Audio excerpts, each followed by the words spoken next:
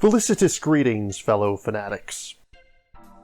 Welcome back, everyone. I'm Anthony, and today we're taking a look at Mega Man Legends, a cult classic RPG by Capcom. I've mentioned Mega Man several times on my channel before, but this is the first time I'll actually be reviewing one of the games in the series. I've come to accept the idea of using emulators to review a game. However, I will only be reviewing those that I can rip myself. As much as I would like to show off some of my DS and Game Boy games, that simply won't be an option in the near future.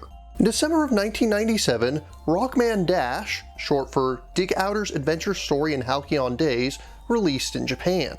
In August of the following year, it hit our shores under the name Mega Man Legends. The Mega Man series was already quite prolific at this point. The classic series was on its 8th iteration, and the X series had just released the 4th. Not even counting spin-offs, that's already a dozen games. Those who follow the Mega Man series were very familiar with the formula that both the original and X sub-series followed. However, Mega Man Legends completely reimagined things from the ground up.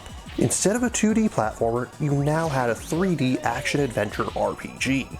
The formula of defeating bosses, taking their special weapons, and using those to make future fights easy was completely set aside. The basics of combat were pretty straightforward. You could run around and shoot your buster, which works pretty similarly to how it did in the 2D games. Mega Man will automatically aim at targets near his center of vision, though you can also stand in place and lock onto enemies, mostly used for those that are above or below your usual field of vision.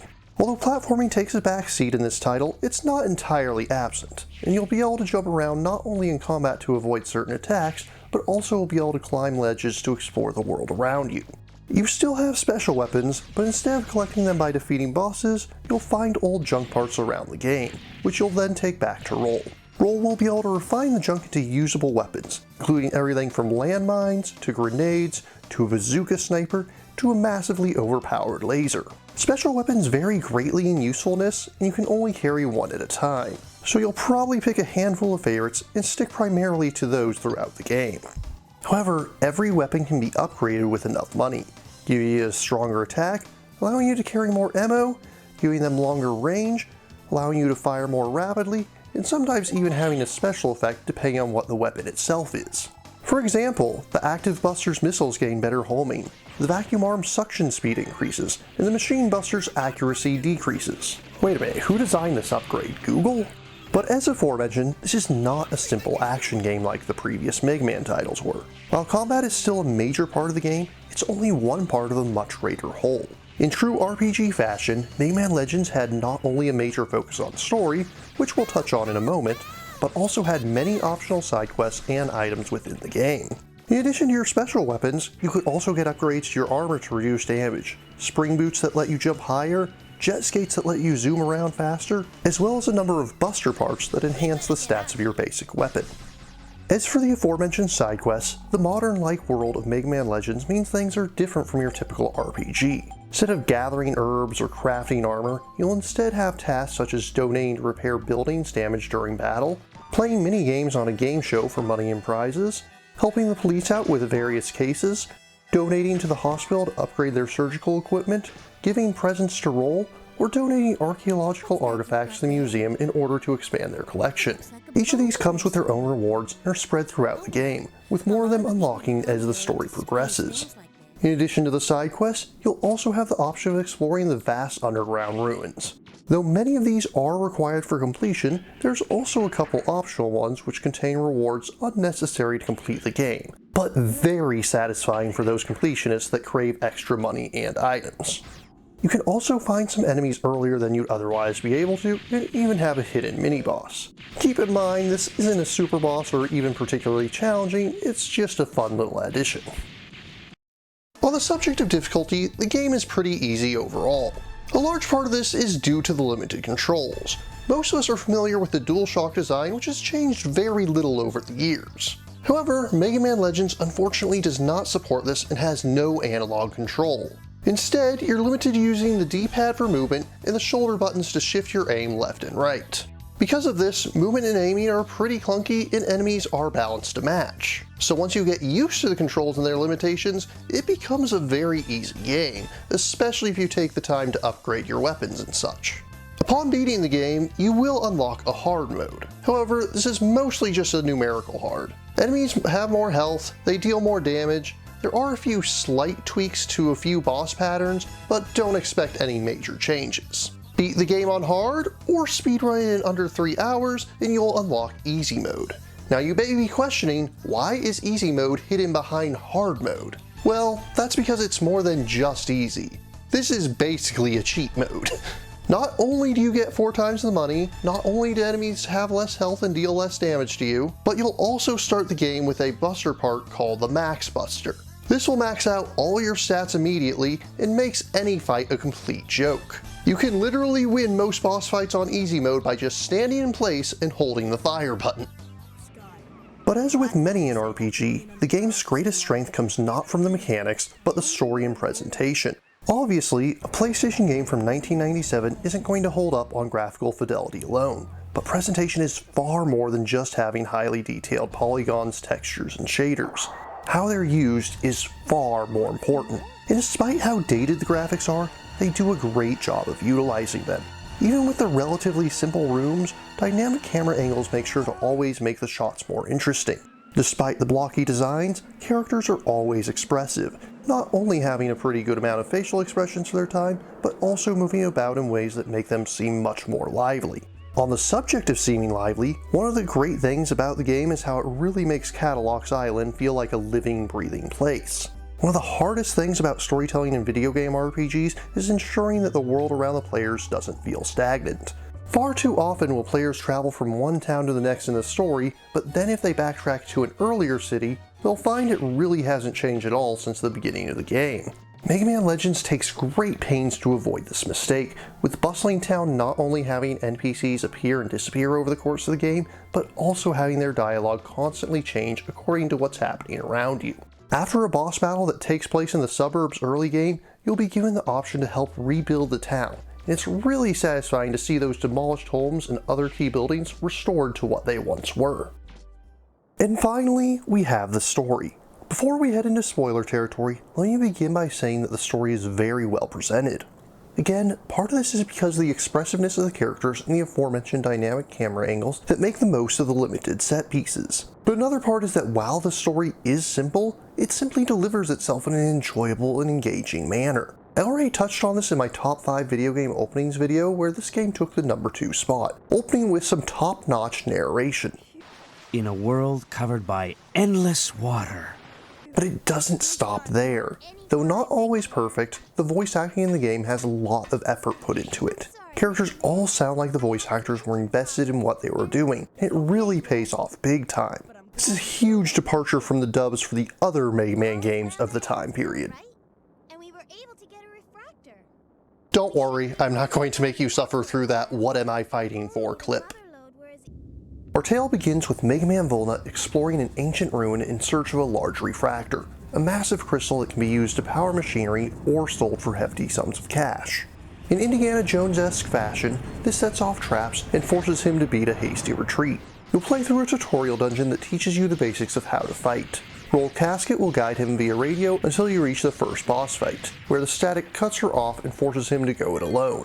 It's a massive machine known as a Reaverbot, but luckily the centuries or millennia of sitting in the ruins have not been kind to it, and it's already damaged. After shutting it down, Mega Man returns to the surface with a clear blue sky above, only to find that the Reaverbot wasn't fully inoperational and has managed to chase him above. He jumps off the ledge and Roll's small airship, the Flutter, catches him so they can get away.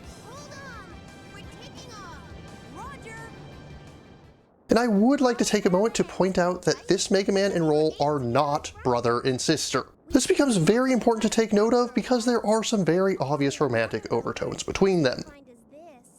The Flutter begins flying off into the horizon, the heroes looking to sell the refractor they just found. But before they reach their destination, Barrel Casket, Roll's grandfather and an esteemed archaeologist, informs them that the engine is having some serious troubles. Without any time to plot a new course, Roll forces the Flutter to crash land on the nearest patch of land, a small island named Catalogs.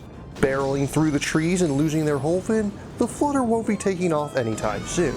But everyone is alive and well, minus some bumps and bruises.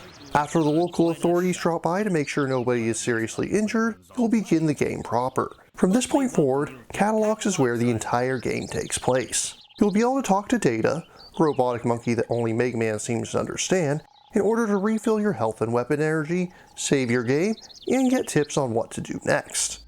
You'll also be introduced to the couple that owns the junk store, the game's primary shop where you'll be able to buy various buster parts and other useful items to aid you in your journey. They'll also give you permission to fix up and use their support car, which Roll is able to use as a mobile laboratory and also acts as a quick travel and save point when you're not in combat. Before long, Mega Man will find his way to City Hall, where it turns out Professor Casket is already inside. Turns out the mayor of Catalogs Island is a former student of his, and this is where the beginnings of the plot start to unfold, as she explains that the city has received threats from airship pirates, demanding access to the island's ruins in search of a legendary treasure that's supposedly hidden there. To make matters even worse, there's rumors and superstitions of a curse surrounding the treasure as well. And now that we have the bare bones of the plot out of the way, we come to the part of the review where we'll be discussing some of the story's twists and surprises. If you wish to avoid spoilers, please jump ahead to the time coordinates indicated on screen. Initiate temporal distortion now. Still with me? Then don't say I didn't warn you. As Mega Man is returning to Roll in the Flutter, he notices a girl around his age being chased by a dog. He soon finds her clinging to a lamppost as though there's a school of piranha waiting for her down below, and he gently shoos the animal away. The girl drops back down, instantly develops a crush on him, berates him, then runs off. No good deed goes unpunished, I suppose? Back outside the city, Mega Man explains the situation to Roll when an officer informs him that they've issued an evacuation order due to the pirates stepping up their plans. A handful of airships pass overhead, and it's not long before they hear gunfire coming from the city. With Professor Casket still inside, Roll rushes to the city, with Mega Man chasing after her. Eventually, he catches up to her when some officers stop her, but he presses onward to challenge the pirates. Inside, he finds 3 tank-like machines being piloted by what looks like Lego men. After promptly dispatching with the trio, he runs into the girl from earlier. It turns out she's one of the pirates' leaders, Tron Bon, and with her underlings defeated, she engages him in battle. Sorry Tron, just because you're engaged with him does not mean you are engaged to him. Another brief boss battle occurs, Tron is defeated and makes a retreat. But the siege isn't over yet, as the pirates are still attacking Town Hall, attempting to force the mayor to give them access to the island's ruins. This leads to yet another boss fight, this time against the youngest of the pirate leaders, Bon Bon. He seems to be a baby, literally shooting missiles that look like bottles and only ever babbles. They didn't even bother redubbing his lines for the English release. Defeat him and the siege is lifted, and this goes back to what I mentioned earlier about donating to repair buildings. Any buildings that are affected by the siege will remain destroyed or damaged until you pay money to repair them. Apparently no one else on Catalogs Island believes in charity, nor does anyone pay for their own repairs, so it's all on you. Despite this, it is quite satisfying to see as the buildings are slowly rebuilt. Going back to what I mentioned earlier about the writers doing a lot to make Catalogs feel like a living city. Unfortunately, there's no rest for the wicked, so neither can there be for the vigilant. Watching from the pirate's airship is the leader of the Bond siblings, Teasel. After seeing the news about his brother and sister being defeated, he decides to take matters into his own hand. If the mayor won't give him access to the ruins, he decides to just dig down to them himself. With pirates now occupying the forests to the north of the island, Mega Man gives pursuit. Teasel's Marl Wolf, basically a mixture between a tank and an excavator, has dug a massive hole around the entrance to the ruins, and after another boss fight, the pirates call a temporary retreat to regroup and replan. With the pirates driven off for the time being, the mayor asks for Mega Man's help with exploring the island's ruins and investigating the treasure and its supposed curse. The pirates seem a bit more lax in their actions for the time being. Not entirely absent, but none of their leaders appear as their underlings bar the way to the island's southern forests, leading to another set of ruins. Inside, you'll not only be able to find the jump springs, required for reaching higher platforms, but also find a large reactor. Not enough to power the Flutter, but quite sizable nonetheless. At this point, the game's side quests really start to open up as you gain access to the Uptown area.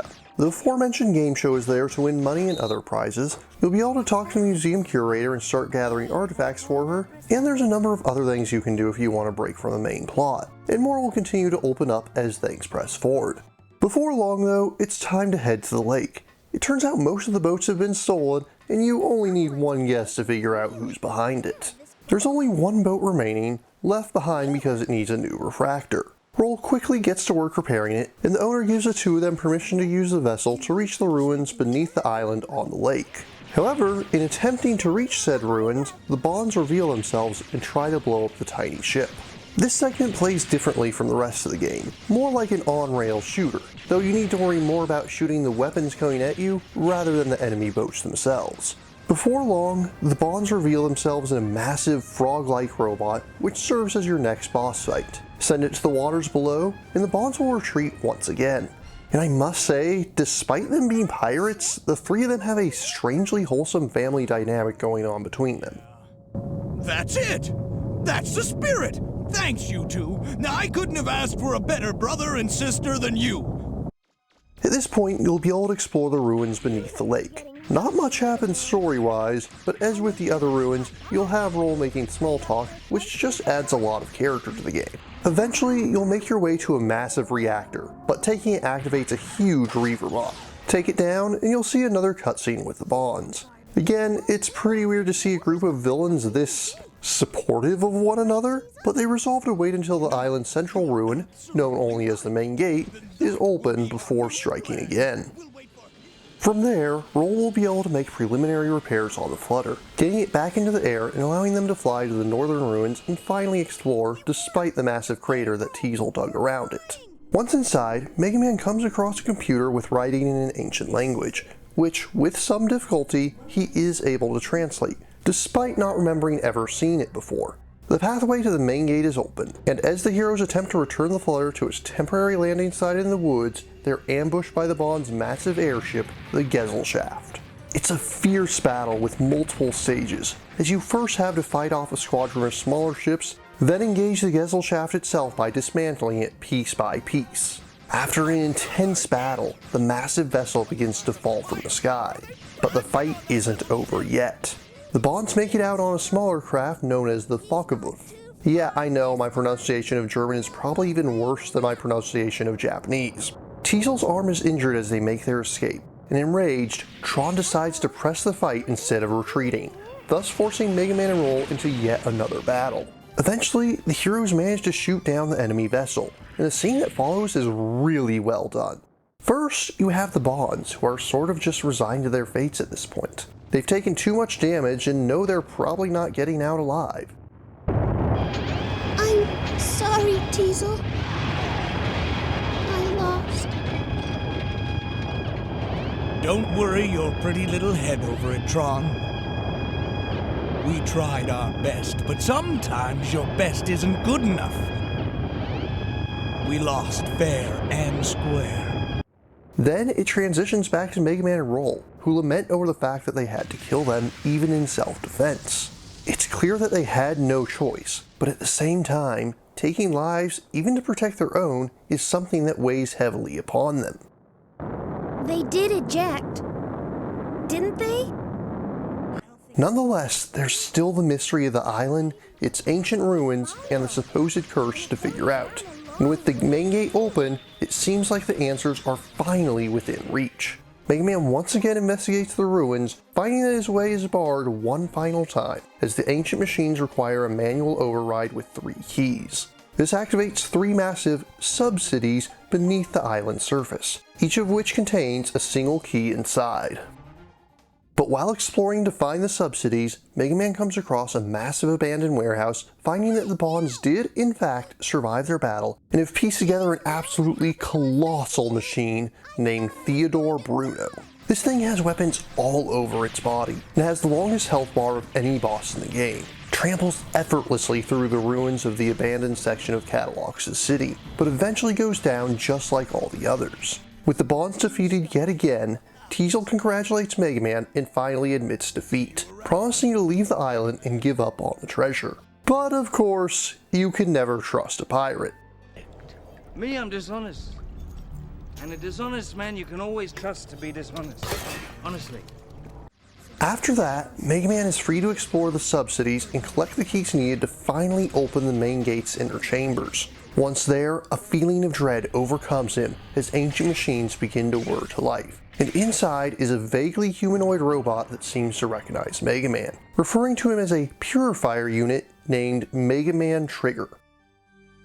Now it's time to take a brief detour to discuss some of the translation oddities of late 90s games. This actually is relevant, so please bear with me. In the original Japanese version of the game, instead of the term purifier unit, Mega Man is instead called an irregular hunter. This is the same title given to the Maverick Hunters in the X games. This is the first hint that players would have that they're actually dealing with two games in the same timeline. What's more, it's also important to note that in the original version of the game, Mega Man's name is Rock Volnut. Not Rockman Volnut, just Rock. This means that this is the first time in the game that he would actually hear the term Rockman, which is more of a title than an actual name, something that would later be further addressed in the ZX titles. The fact that both his human name and his ancient title are both identical is never addressed in the script, even as mere coincidence, as it simply doesn't happen in the original Japanese version. And on one final note, the space station Eden that will be mentioned in a moment was later translated as Elysium in both X5 and Legends 2. So with all that in mind, let's return to the review proper. Regardless, the pink-haired machine identifies itself as the island's bureaucratic unit. It is under the assumption that Mega Man has awoken him, yes, believe it or not, that is a guy, in order to reinitialize the island, wiping out all life thereupon.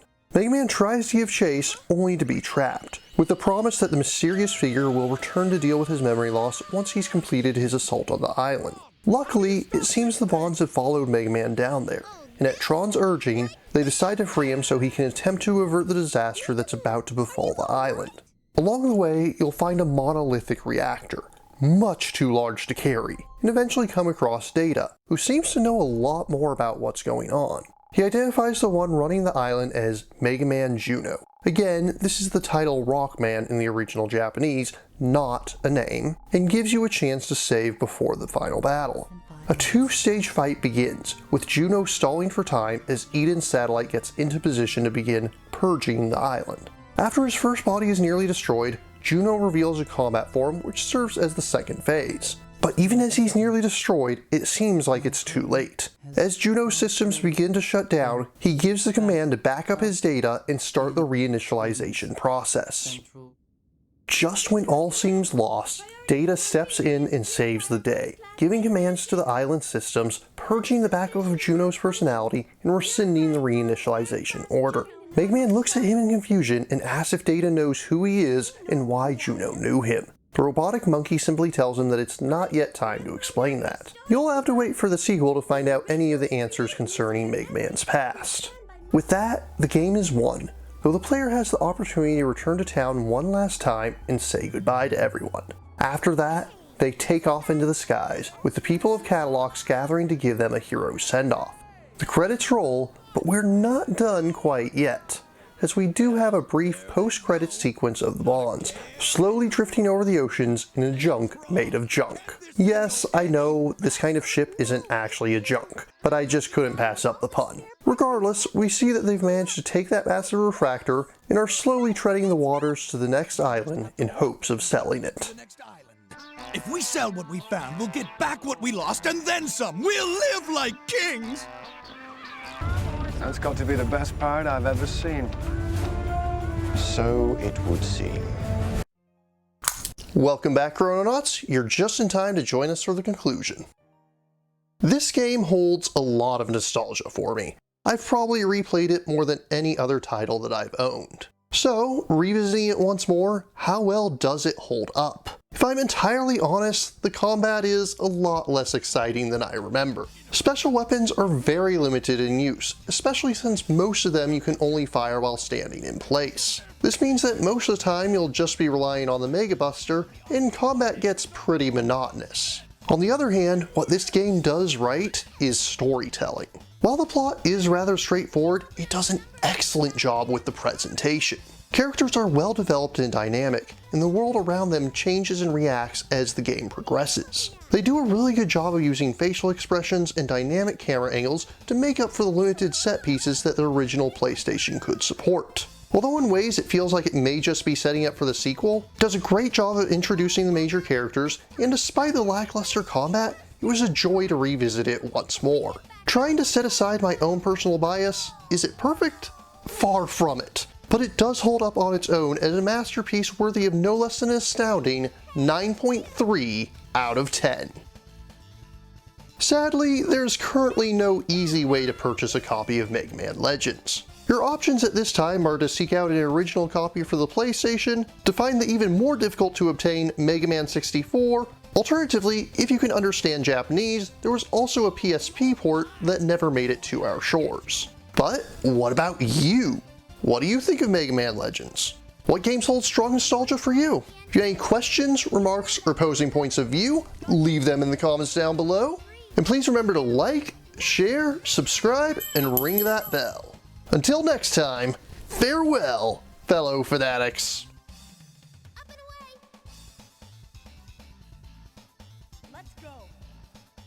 Thank you again for watching. I have plenty more to share with you if you're interested.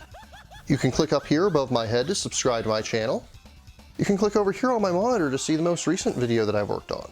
Or if you prefer, you can click up here to open this mysterious vault and see what video that the YouTube algorithm has picked just for you.